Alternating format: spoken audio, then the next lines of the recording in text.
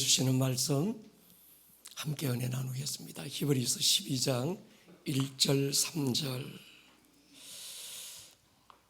은혜로 목소리와 함께 같이 읽겠습니다. 시작.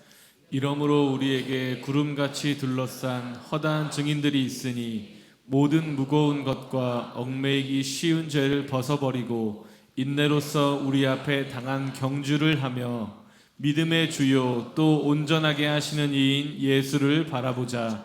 그는 그 앞에 있는 기쁨을 위하여 십자가를 참으사 부끄러움을 개의치 아니하시더니 하나님 보좌 우편에 앉으셨느니라. 너희가 피곤하여 낙심하지 않기 위하여 죄인들이 이같이 자기에게 거역한 일을 참으신 이를 생각하라. 아멘. 제 20대 초반 처음 신학의 길을 걷고 있을 때 제 신앙에 가장 강력한 영향력을 끼친 분이 심우원이라고 하는 호를 가지셨던 이용도라는 목사님이었습니다.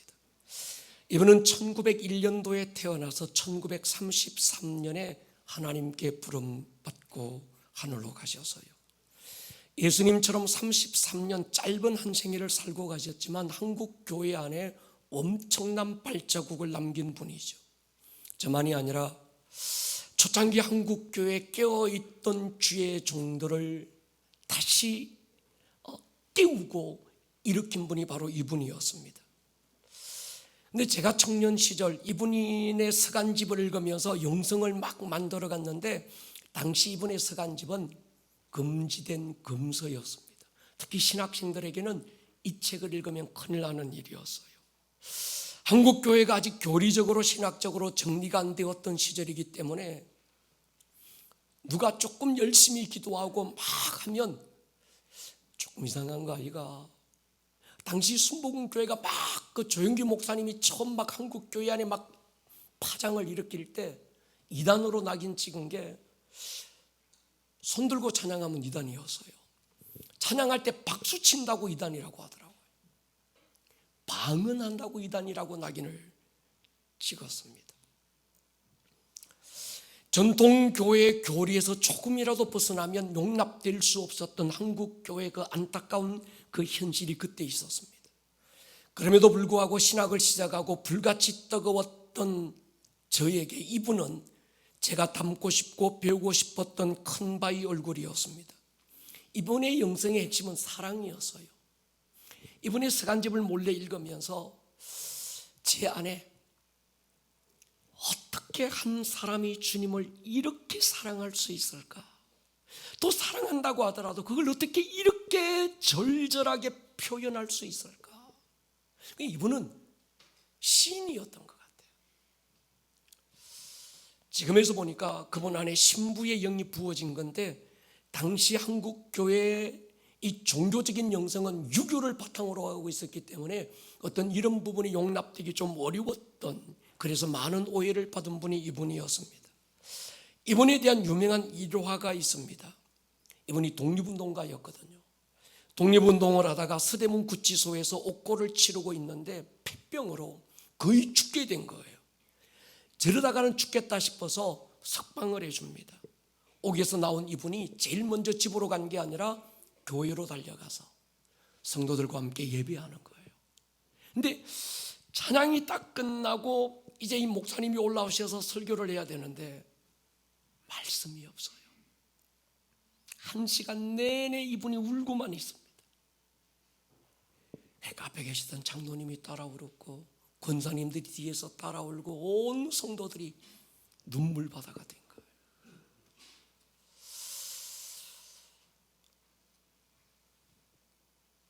그분의 서간집에 보면 그날의 설교가 그분의 일생에 가장 은혜로운 잊을 수 없는 설교였다고 적고 있습니다.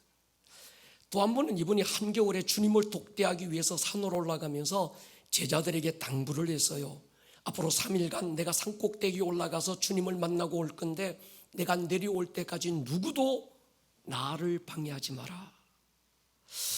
그렇게 당부하고 목사님 산에 올라가시고, 그런데 그날 오후부터 기온이 갑자기 떨어지면서 폭설이 내리기 시작했습니다. 제자들은 안절부절해서요, 저러다가 스승이 얼어 죽겠다 근데 스승의 성질로 너무 알고 있어서 이러지도 저러지도 못한 그런 형편이었어요. 3일이 지나가고 죽은 시체라도 가지고 내려와야 되겠다. 제자들과 성도들이 산으로 급히 올라갔습니다. 이번에 기도 스타일이 엘리야 기도입니다. 하나님의 산 호렙에 올라가서 엘리야가 양무릎 사이에 머리를 박고 온몸을 쥐어짜듯이 하나님 앞에 기도했던, 제가 신학교 시절 이 기도를 담고 싶고 배우고 싶어 흉내내고 싶었습니다. 그래서 김천에 가면 용문산 기도원이라고 있는데 그 용문산 꼭대기 가면 사자바위라는 데가 있어요. 저도 그 사자바위 꼭대기 한겨울 겨울방학 때 올라가서 무릎을 꿇고 양무릎 사이에 머리 쳐박고 온몸을 쥐어짜면서 쫙 2시간인데 죽겠더라고요. 깨닫고 내려온 게 있습니다. 영성은 흉내낸다고 되는 게 아니다. 흉내내지 마십시다. 여러분의 것이 되기를 축복합니다. 산에 올라갔던 제자들이 깜짝 놀랐습니다. 그렇게 많은 폭설이 쌓여서 올라가기도 쉽지 않았던 그 상황, 그 산꼭대기에 이분이 기도하시는 반경 3m 안에만 눈이 안 온 건지 녹은 건지 바짝 말라 있었어요. 제자들이 기도에 몰두하고 계신 목사님을 흔들어 깨우니까 이분이 막 버럭 화를 내는 거예요.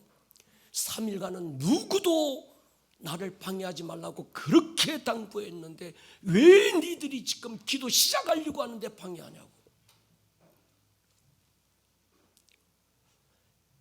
폭설이 내리는지 시간이 가는지 모르고 그냥 시간을 뛰어넘는 기도가 이분 안에 있었던 거예요.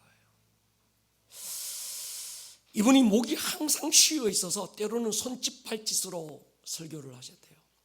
목이 쉬어도 여러분 이게 영성의 강도가 있습니다. 제처럼 좀 어중간한 영성을 가진 사람은 이게 쉰 목소리가 나요. 그런데 이 영성이 뛰어넘은 분은 거듭난 목소리가 와! 막 예수야! 막 이런 사람. 이건 그 강도를 초월한 어떤 그런 영성. 그런데 저같이 좀 어줍지 않게 씌워놓으면 이게 답답하고 성도들이 듣기도 답답하고 이렇게 되는 거예요. 이분이 목이 잘 안 나오니까 주로 손짓으로, 발짓으로. 그런데 손짓 하나에 성령님의 임재가 나타나고 강력한 하나님의 은혜가 임하기 시작했습니다. 한 분은 이분이 어느 마을에 붕의 초청을 받고 강사로 가셨다가 한참 설교를 하시다가 갑자기 예배당 천장 보고는 고함을 지르기 시작했어요. 예수의 이름으로 명하노니 이 예배당 이 지붕에 있는 이 더러운 귀신들은 떠나가라 막 소리 지르고 성도들은 급당황해서 뭐지 지금 붕에 오신 분이 저분이 뭔가 이상한가 이가 그것만 아닙니다. 갑자기 예배 시간에 뛰어나가시더니 종탑을 꼭대기를 바라보고 나사렛 예수의 이름으로 마귀들은 떠나가라고 막 고함 지르는 거예요. 그걸로 끝난 게 아니에요. 이분이 온 마을 골목골목 헤집고 다니면서 이 마을을 지배하고 있는 어둠의 세력들은 떠나가라고 마을 입구까지 막 몰아냈던 막 고함 질렀던 거예요. 이 사건이 이분이 신비주의라고 이단으로 규정받은 하나의 사건이 되고 말았어요. 근데 더 놀라운 건요, 그때 이후부터 깡패, 노름, 막 이런 술이 찌들었던 마을 사람들이 한 사람 한 사람씩 하나님께 돌아오기 시작하는 거예요. 그래서 얼마 지나지 않아서 그 마을 전체 모든 주민들이 하나님께 돌아오기 시작한 거예요. 더 이상한 게 있습니다. 물맛이 달라지기 시작하셨대요. 그 땅에. 그리고 단 열매가 맺기 시작한 거예요. 제가 오늘 이 시전에, 이 즈음에 이분의 일화가 다시 생각나고 여러분에게 전하는 이유가 있습니다. 여러분, 아담이 타락했는데 에덴이 땅이 병들기 시작했어요. 쓴 열매를 맺고 가시와 엉겅퀴를 드러내고. 여러분, 다윗이 범죄했는데 그 땅에 기근이 들기 시작하고 땅이 병들기 시작했습니다. 저는 요즘 우리 한국 강산 안에, 특히 이 도시 안에, 자그마한 이 도시 안에 일어나고 있는 많은 일들을 바라보면서 개인을 뛰어넘어서 이젠 개인의 문제가 아니구나, 한두 사람의 문제가 아니구나, 이 도시가 병들었구나. 할렐루야. 이 땅이 병들은 거예요. 주님이 지 않아요. 이 목사, 내 종아, 이 땅이 병들었다는 거예요. 이 도시 안에 쓴물이 흐른다는 거예요. 물의 근원을 찾으라는 거예요. 모세와 함께 애굽을 뛰어나왔던, 그래서 광야로 나왔던 이스라엘 백성들이 처음에 도착한 곳이 마라라는 곳입니다. 애굽에서 가지고 나왔던 물이 떨어져서요, 겨우 물을 찾았는데 쓴물이라 마실 수 없었습니다. 백성들은 죽겠다고 하나님께 부르짖었고, 그들의 부르짖음을 들으신 하나님께서 모세에게 한 나무를 지정하시면서 저 나무의 가지를 꺾어서 물에 던지라는 거예요. 모세가 나무 가지를 꺾어 물에 던지자 쓴물이 단물로 바뀌었던 사건을 기억합니다. 모세가 던진 그 나무까지 십자가에 대한 상징이죠. 우리 예수님 흘리신 보배로운 그 피가 썩고 저주받고 죽어가는 그 땅을 살리는 힘이 있다고 믿습니다. 우리는 이 점에 추수감사주일이구나, 과일 쌓아놓고 그런 그게 아닙니다. 제가 우리 교육자들에게 이번 추수감사주일은 막 그런 어떤 좋아라 즐거워할 감사주일을 뛰어넘자. 그리고 이 도시의 물의 근원을 살펴보자. 아멘입니까? 여러분, 사도행전 8장에 빌립 집사한 사람이 사마리아 한 도시에 흐르는 물의 근원을 바꾸고 말았습니다.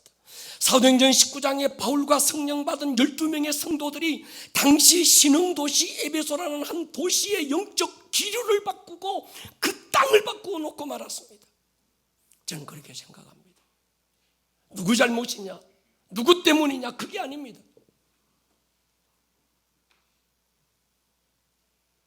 이 땅의 교회들 왜 세워졌을까요? 이 도시를 살리라고 에클레시아, 가이사랴 빌립보라고 하는 로마 가이사 황제의 이름, 빌립이라는 당시 유대 총독의 이름을 따서 만든 그 도시 한가운데에서 로마 황제가 너의 주인이니, 내가 너의 주인이니 제자들에게 물었을 때, 예수여, 로마 황제가 나의 주인이 아니라 당신이 나의 주인입니다. 내가 네 위에 내 교회를 세우겠다. 교회는 그렇게 세워졌습니다. 교회는 믿는 사람들끼리 모여서 사치기 사빠뽀 막 하면 여기 놀자고 세워진 게 아닙니다. 그 교회가 그 도시 가운데 세워진 건 그 교회가 이 도시의 땅을 고치고 기류를 바꾸라는 거예요. 아멘입니까? 그래서 세워진 게 교회입니다. 하나님의 상속자들이 일어나서, 만물이 고대하는 건 하나님의 상속자들이, 하나님의 자녀들이 깨어 일어나기를 고대하고, 죽어가고 병들어가는 이 땅 모든 만물들을 살리는 권세가 하나님의 자녀들에게 있다고 로마서는 말씀하고 있는 거예요. 할렐루야. 그러라고 세워진 교회들이, 교회가 병든 거예요. 여러분, 지금은 교회들이 깨어나야 합니다.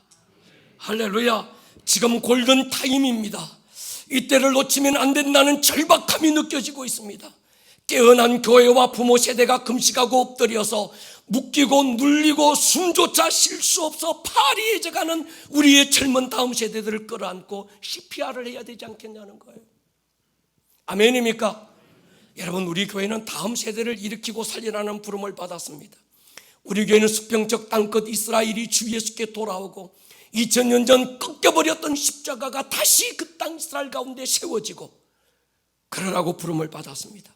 또 하나 수직적 땅끝 다음 세대를 세우고 지키라는 부름을 받은 교회가 우리 교회입니다. 그런데 다음 세대를 우리 교회가 강조하고 있지만 다음 세대를 강조하면 강조할수록 더 중요한 분들이 우리 부모 세대 어버이들입니다. 1958년부터 63년생까지를 우리는 일반적으로 베이비붐 세대라고 부릅니다. 현재 60대를 살고 계시는 분들이 이분인데 유엔에서 청년기를 65세까지로 재정리한 것도 있지만 60세부터 75세까지 이분들은 어디를 봐도 노인이 아닙니다. 몸도 마음도 아직은 청년입니다. 아멘입니까? 이분들은 한국 교회가 엄청난 부흥의 물결을 이루었던 70년대 후반 80년대를 청년 대학생으로 살았던 분들이 이분들입니다. 산기도를 통해 은사를 경험했고 내비게이터에서 만든 제자훈련을 통해서 신앙을 재정립한 분들, 그러니까 이분들은 그냥 시니어들이 아닌 거죠. 액티브 시니어들인 거죠. 여러분, 오늘 이때 우리가 일어나야 합니다. 아멘입니까? 엊그제 금요철야에서 프레이보 이태원, 그래서 조그마한 어린애들이 나와서 하나님 이 땅을 살려주세요, 이 도시를 살려주세요. 어제 우리 저녁 기도의 집에서 남자 장년 시니어들이 나와서 하나님 앞에 1시간 반 동안 예배하며 기도의 자리를 지키면서 하나님 교회들이 깨어나게 해주십시오. 이 세대 부모들이 일어나게 해주십시오. 여러분, 지금은 그런 때인 줄로 믿습니다. 제가 이 추수감사절 이 시즌에 하나님 숨쉬는 것도 감사하고 당연한 것 하나도 없고 모든 것이 일체가 주님 은혜고 감사한데 감사합니다라는 말씀을 드리기 전에 오늘 우리 여러분들과 함께 나누고 싶은 몇 가지 말씀이 있어서 전하고 싶습니다. 첫 번째, 영적 장력이 필요합니다. 여러분, 시편 127편 보십시오. 4절 5절 같이 한번 읽겠습니다. 시작. 젊은 자의 자식은 장사의 수중의 화살 같으니 이것이 그의 화살통에 가득한 자는 복되도다. 그들이 성문에서 그들의 원수와 담판할 때에 수치를 당하지 아니하리로다. 여러분, 하나님의 최종 병기는 활이거든요. 조선의 최종 병기가 활이지만 하나님의 최종 병기도 언제나 활입니다. 그래서 여러분, 우리 이 하나님께서 보면 이 예레미야서나 아니면 성경 곳곳에서 하나님이 활을 들고 화살을 꺼내고 화살을 장전하시는 모습들이 성경에 많이 나옵니다. 그리고 하박국 시대 때 보면 하나님이 붕의 파도를 끝물을 타고 막 달려오시는 그 하나님의 손에는 이 활이 들렸는데 이제 그 화살을 쏘는 장면들이 막 나오는 거예요. 여러분, 그 활이 누굴까? 우리 부모 세대입니다. 아멘입니까? 우리의 자녀 세대는 화살입니다. 활로도 공격력이 없고 화살로도 아무런 의미가 없습니다. 활과 화살의 연합을 통해서 막강한 화력을 가진 게 이 활이거든요. 용사의 전통에는 활도 있어야 되지만 화살이 가득해야 합니다. 그 사람은요 당당해요. 원수와 성문 앞에서 담판할 때 기죽지 않습니다. 근데 더 중요한 게 있습니다. 용사가 당기는 활의 장력이에요. 여러분, 이 장력이 뭘까? 부모의 기도입니다. 이 영적 장력은 부모의 믿음의 선포인 줄 믿습니다. 아쉽고 필요한 것 달라는 강구를 뛰어넘어야 합니다. 자녀 세대의 막힘을 뚫어내고 눌림을 하늘의 능력으로 풀어버릴 수 있는 영적 장력을 가질 수 있기를 주의 이름으로 축원합니다. 부모는 잘났든 못났든 영적 제사장들이거든요. 하나님께서 내 가정의 제사장으로 세운 분이 어버이거든요. 자녀를 축복할 권리가 있고 부모의 입에서 나온 선포된 한마디는 자녀의 미래를 결정하는 예언적 선포가 되잖아요. 부모는 어떤 사람일까요? 길을 여는 자입니다. 미가서 2장 보십시오. 같이 한번 읽을게요. 시작. 길을 여는 자가 그들 앞에 올라가고 그들은 길을 열어 성문에 이르러서는 그리로 나갈 것이며 그들의 왕이 앞서가며 여호와께서는 선두로 가시리라. 아멘. 길을 여는 자가 있고 열어놓은 길을 앞서가는 자가 있고 그 앞서가는 자 앞에 선두에 여호와가 앞서가시는 거예요.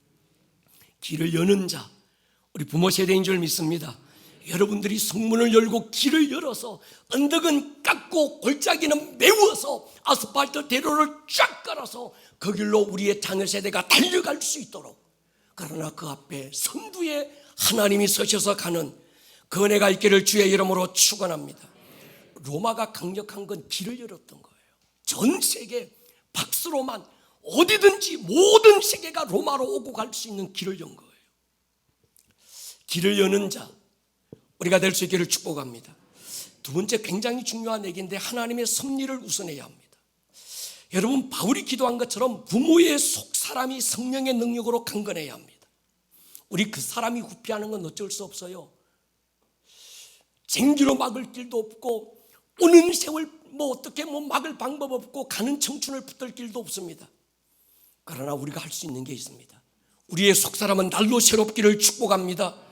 아브라함, 이삭, 야곱, 이 사람은 이 믿음의 족장들, 믿음의 어떤 조상들이라고 부르는데, 아브라함과 이삭과 야곱은 그냥 믿음의 조상들이 아닙니다. 거기서 우리가 배워야 될 게 있어요. 제가 성경에서 가장 존경하는 한 여인을 꼽고 한 어머니를 꼽으라고 한다면 리브가를 꼽습니다. 사람들은 이 리브가를 두고 어떤 사람은 오해해요. 어떻게 엄마가 돼서 자식과 자식을 원수로 만들고 자식이 아버지를 속이게 만들어서 이런 그 엄마가 어딨냐고. 몰라서 그렇습니다. 여러분, 대개 보면 아빠들은 장자를 좋아해요. 혈통이 흐르는 거예요. 근데 엄마는 막내를 좋아합니다. 이 막내는 형이 하는 짓들을 딱 보고, 형이 엄마한테 야당 맞는지 지는 안 해. 요렇게 하면 혼나더라, 요렇게 하면 이쁨 받더라, 눈치가 빤해서요. 그러니까 이쁜 짓만 골라 하다 보니까 엄마 아들이 보통 보면 막내를 이뻐해. 장자를 좋아해서 그 큰아들을 축복하려고 했고, 막내가, 엄마가 리브가가 막내를 더 이쁜 짓 해가지고 축복하려고 했던 게 아닙니다. 사람들이 몰라서 그렇습니다. 리브가가 태중에 아기를 가졌는데 쌍둥이를 가져요. 그때 남편도 모르고 누구도 모르는 하나님의 섭리가 리브가에게 들려옵니다. 리브가야, 네 태중에 두 국민이 있다. 그리고 그들이 서로 다투고 결국은 나누어지게 될 텐데, 큰 자가 작은 자를 섬기게 될 거야. 이건 누구도 모르는, 리브가 그 어머니만이 알고 있었던 하나님의 섭리, 내 가문에 흐르는 하나님의 섭리, 내 가문의 자자손손 자식들을 통해서 흘러갈 왕의 대로가 누구를 통해서 열리는지를 이 어머니 리브가가 안 거예요. 그래서 이 어머니인들, 자식과 자식이 서로가 원수가 되고 부모를 속이고 이런 가정이 파탄난다는 걸 이 리브가가 왜 몰랐을까요? 왜 갈등이 없었고 왜 어떤 그 안에 다툼이 없었을까요? 아는 거예요. 알지만 그것보다 더 중요한 게 있었습니다. 하나님의 뜻이 내 가문에 막히지 않는 거였습니다. 내가 하나님의 섭리를 우선하여 선택하면 하나님은 이것마저도 합력하여 선이 되게 하실 거야. 아멘입니까? 여러분, 이게 어떤 그 아브라함의 가문 속에, 이삭의 가문 속에, 야곱의 가문 속에 흘러가는, 그래서 여러분 보면요, 성경을 읽어보면 그 아들 둘이가 내 아버지 이삭이 눈이 멀어서 큰 아들인지 작은 아들인지 구분도 못해. 그럼에도 불구하고 내 아버지의 한마디 축복의 선포는 내 미래를 결정할 수 있다는 걸 이들이 알고 서로 그 축복을 받으려고 막 하는 거예요. 나중에 요셉이 그 아버지의 손이, 오른손이 누구에게 올려졌고 왼손이 누구의 머리에 올려졌는지에 따라서 이 아이들의 미래가 어떻게 결정되는지를 아는 거예요. 여러분, 부모 세대는 축복의 권리가 있습니다. 그러나 정말 아버지들은 믿음의 두 손을 들고 정말 영적 제사장의 영적 권위와 장력을 가지고 아이들의 미래를 축복하고 길을 열고, 우리의 어머니들은 하나님의 섭리를 알고 하나님의 뜻이 내 가정에 막히지 않기 위해서 기도하고 중보하고 선지자의 역할을 할 수 있기를 주의 이름으로 축원합니다. 여러분, 부모가 자식에게 줄 수 있는 건 다른 게 아닙니다. 기도입니다. 신앙을 물려줄 수 있기를 축복합니다. 이 모든 걸 하나로 정리해서 고민하다가 제가 한 단어를 정리했는데, 예수를 바라보자, 이겁니다. 믿음의 주요 온전케 하시는 이 예수를 바라보자. 우리 지금 이 시즌에, 지금 이런 상황에서 우리가 해야 될 게 뭘까요? 우리가 무엇을 붙들어야 될까요? 주님 우리에게 말씀합니다. 예수님에게 시선을 고정해라. 여러분, 예수님이 길입니다. 여러분의 자녀들이 아빠 길이 보이지 않아요? 어디로 가야 될지, 누구를 만나야 될지, 무엇을 해야 될지 안개가 끼듯 깜깜하고 도무지 오리무중 보이지 않는 오늘의 상황 속에서 내가 어디로 가면 좋을까요? 나의 길이 어디 있을까요? 라고 물을 때 우리는 예수가 길이다. 아멘입니까? 여러분, 우리에게서 예수가 안 보이면 안 됩니다. 이스라엘 백성들이 하나님을 원망하다가 광야에서 불뱀에 물려서 수많은 백성들이, 수많은 다음 세대들이 그 불뱀의 독에 아주 막 퍼져서 죽어갈 때 하나님은 모세에게 장대 높은 곳에 노뱀의 형상을 만들어서 달게 하고 불뱀의 독이 퍼져가는 그 아이들에게 노뱀을 보라고 하는 거예요. 여러분, 뱀에 물려본 사람은요, 뱀 트라우마가 있어서 뱀 꿈에 나타나도 징그럽고 정말 막 힘든 거예요. 근데 그 뱀을 보겠습니까? 근데 믿음으로 순종하고 본 사람은 뱀의 독을 이겼습니다. 할렐루야. 그 노뱀, 장대 높이 들린 그 장대는 십자가였고 그 노뱀은 예수 그리스도, 모든 불뱀의 독을 혼자 대신 담당하신 주의 은혜인 줄로 믿습니다. 오늘 이 시대를 보십시오. 하나님 이 땅을 어떻게 살릴까요? 썸물이 들고 땅이 저주받았고 하나님 모든 우리의 다음 세대들이 불뱀에 물려서 하나님 죽어가고 있는 이 상황 속에서 정치, 경제, 모든 문화, 교육, 가정, 모든 어떤 영역들 가운데 다 병들고 다 썩어가고 다 썸물이 흐르고 있는데 어디 한 부분이 아니라 총체적인 이 난국 속에서 하나님 오늘 우리 다음 세대가 뭘 해야 될까요? 제가 하나님 앞에 엎드렸을 때 하나님이 제게 주신 마음이 그거였어요. 예수를 봐라. 아멘입니까? 나무가지를 누군가는 꺾어서 썸물의 근원을 바꿔야 될 자가 필요하지 않겠냐? 누군가는 불뱀에게 물려가는 죽은 자들을 향하여 노뱀 위에 달린 예수를 바라보자, 그 예수를 붙들자 소리쳐야 될 자가 있어야 되지 않겠냐는 거예요. 죄송합니다. 이 추수감사주일에 열을 올려서 이때는 다 곱게 해야 돼. 감사 이래야 되는데 지금 감사할 상황이 아닌 것 같은 거예요.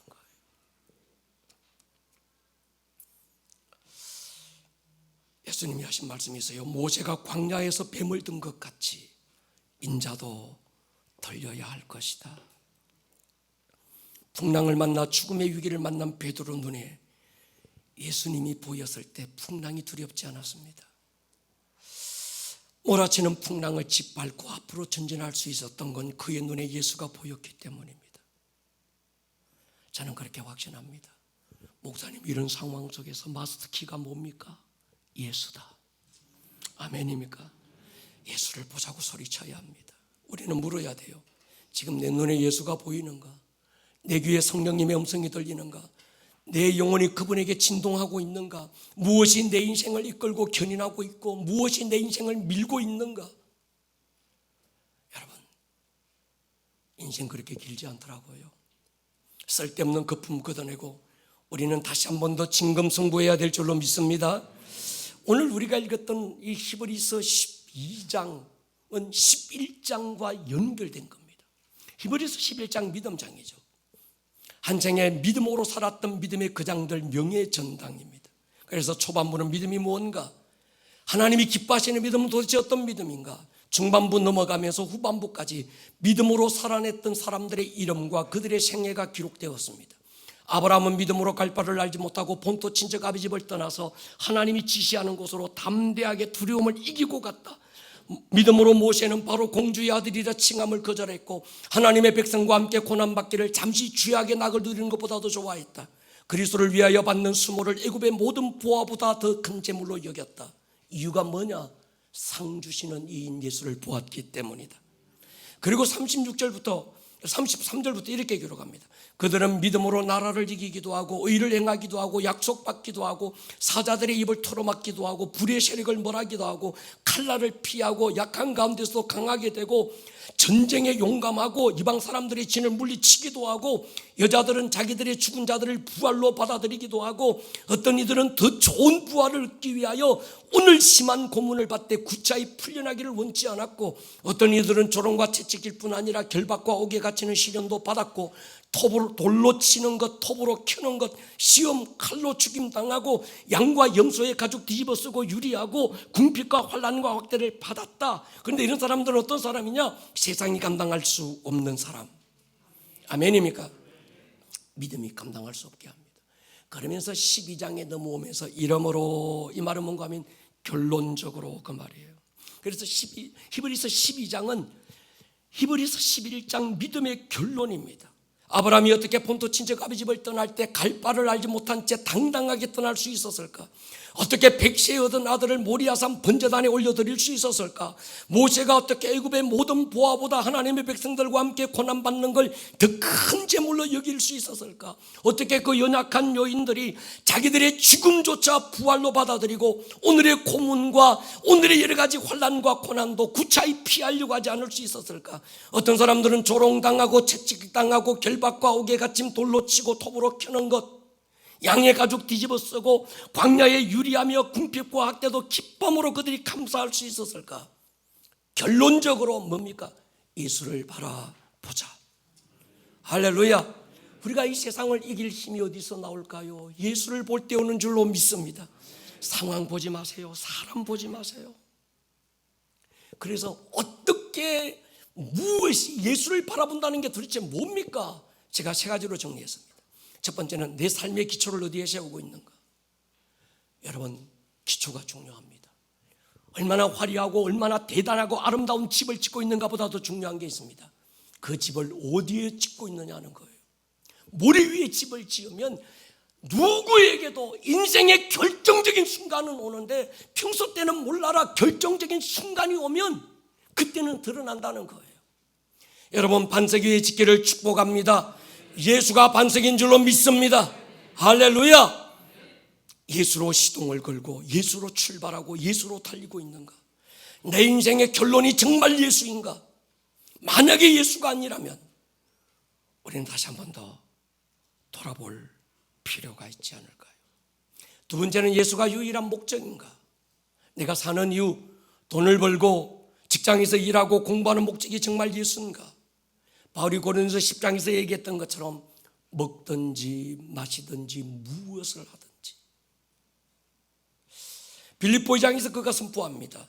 나의 간절한 기대와 소망을 따라 아무 일이든지 부끄러워하지 않고 지금도 전과 같이 담대하여 살든지 죽든지 그리스도가 존귀하게 되기를 원합니다.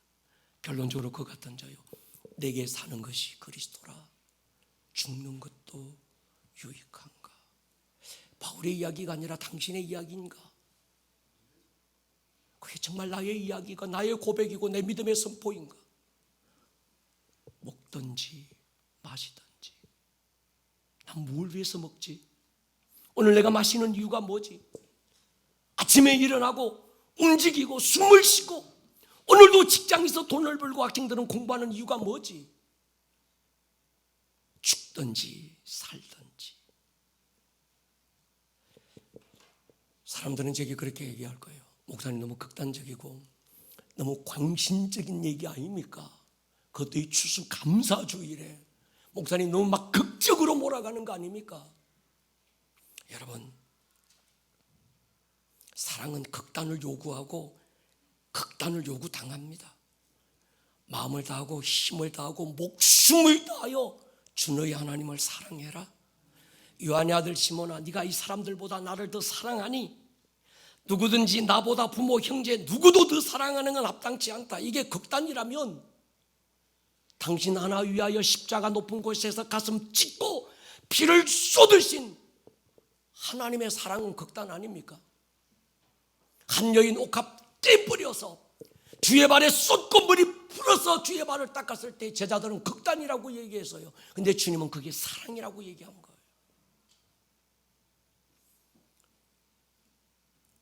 어느 누가 당신이 왜 사느냐고 물으면 뭐라고 대답할 것입니까? 바울처럼 먹든지 마시든지 살든지 죽든지 죽으면 죽으리라. 누가 이 사람을 감당하겠습니까? 한국 교회가 여러분 병들었어요.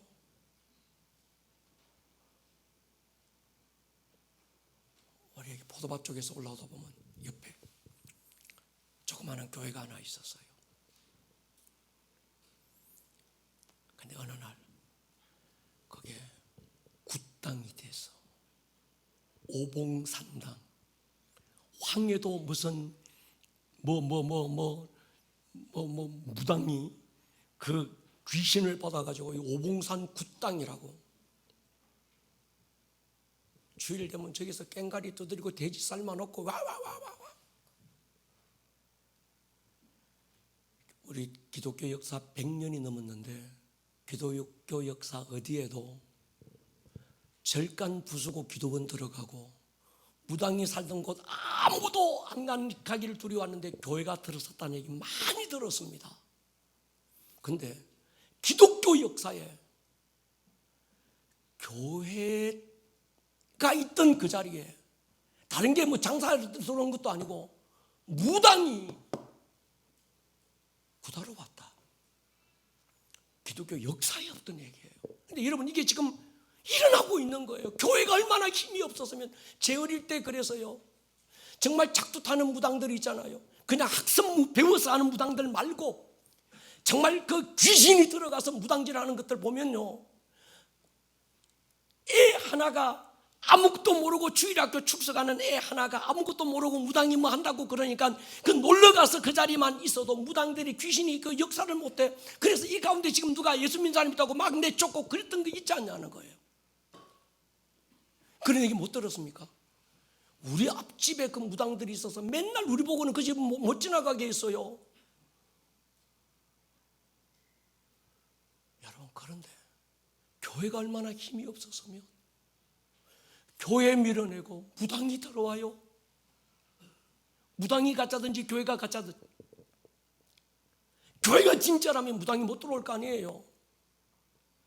무당이 진짜라면 교회가 가짜라는 얘기 아닙니까?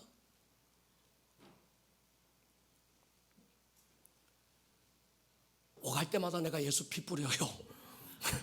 예수의 피를 부어버리십시오. 아멘 해주세요. 그래서 짝두 타다가 막 어떻게 되도록 죄송합니다. 제가 지금 과격했어요. 회개하고 돌아오도록. 제가 막 속상한 거예요. 자존심도 상하고. 이게 교회구나. 그들의 예배 속에 하나님의 임재가 한순간이라도 머물러 있었더라면 수없는 예배를 드리고 수없는 사람들이 모여서 저기서 찬양하고 예배하고 막 기도했을 텐데. 제가 뭐 판단하고 싶은 게 아닙니다. 그러나 현실을 볼 때 답답한 거예요. 누가 정답을 알면 좀 가르쳐 주세요. 어떻게 하나님의 옷자락이 잠시만 스쳐간 곳이라고 해도, 그 영광의 임재가 잠깐 그림자처럼 머물렀던 곳이라고 해도 한 도시가, 에베소라는 도시가 하나님께 돌아오는 일이 있었는데, 불철주야 맨날 예배한다고 사람들 모이고 맨날 했는데 어떻게 저 자리에 무당이 들어와서 저기서 돼지머리 삶아놓고 구슬할 수 있을까요? 이게 교회입니다. 오늘 교회가 병든 거예요. 교회가 힘을 잃어버린 겁니다. 여러분, 우리 교회가 일어서십시다. 이 도시를 살리십시다. 누가 떴든지 말든지 기도의 집에서 매일 선포하세요. 주여, 인천 이 땅 유업이 많은 이 도시가 살아나게 하여 주십시오. 에덴 땅이 병들었던 것처럼 주님 이 도시가 병들었습니다. 이 도시가 선물이 흘러요. 우리 다음 세대 아이들에게 선 열매가 맺고 있습니다. 물의 권한을 바꿔야 합니다. 십자가 나무가지 꺾어 던져야 되고, 불뱀에 물려서 죽어가는 우리의 다음 세대들에게 십자가 높은 장대 위에 달리신 예수 그리스도 높변의 영상을 보여주면서 저 예수를 우리가 바라보자 고함쳐야 되지 않겠냐는 거예요. 할렐루야. 그러면 살아날 것입니다. 머리를 한번 숙여보십시다. 여러분,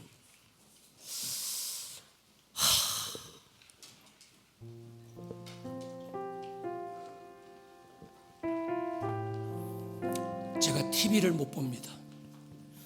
뉴스를 못 들어요. 가슴이 아파서. 하나님 앞에 죄스러워서 이 시대 목사로 살고 있으면서 다음 세대에 살리라는 부름을 받은 목사의 사명이 우리 교회 사명을 가진 자로서 누구 잘못이냐 손가락질하고 그럴 때 아닙니다. 하나님, 교회 자체마저도 예수가 보이지 않고 사람들로 가득합니다. 사람 냄새 가득하고 인간의 모습 가득하고, 하나님 예수를 보는 눈을 열어주십시오. 다시 물의 근원을 바꿀 수 있는, 길을 열 수 있는 영적 장력을 가진 믿음의 어버이들이 일어나게 해주십시오.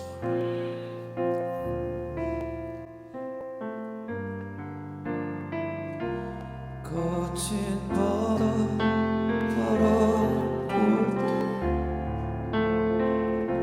그 두려움은 잠기고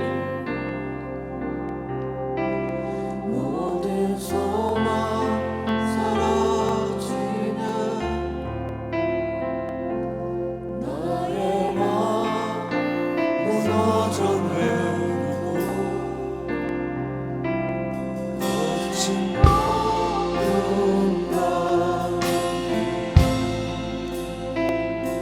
주 사랑이 들리니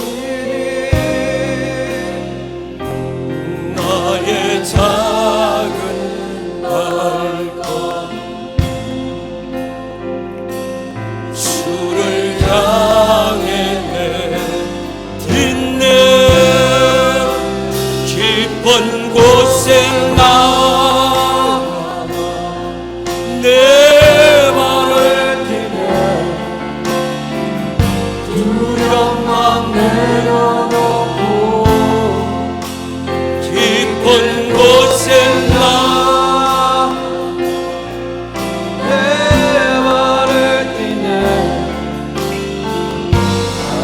자리 소리 한번 일었습니다. 깊은 곳에 나가 깊은 곳에 나가 내 발을 뛰네. 두려움만 내려놓고 깊은 곳에 나가 내 발을 뛰네.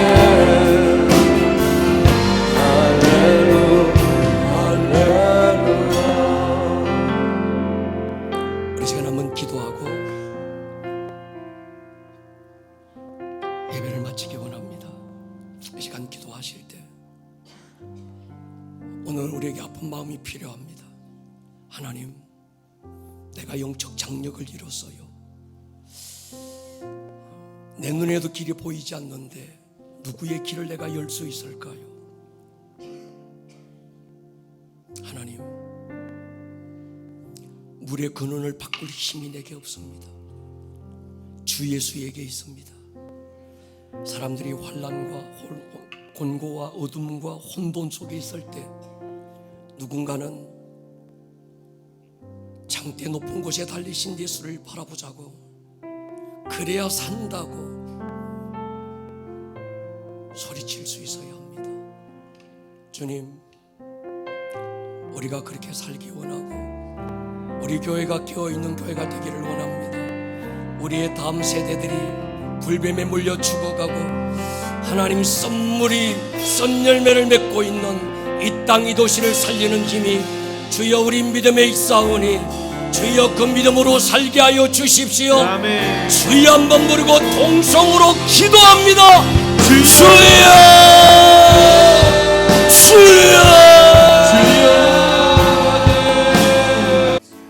오늘 들었던 이 말씀이 듣는 말씀에서 끝나지 않고 여러분들의 삶에 살아내는 말씀으로 생명력 있는 말씀이 될 수 있기를 주님의 이름으로 다시 한번 축복합니다.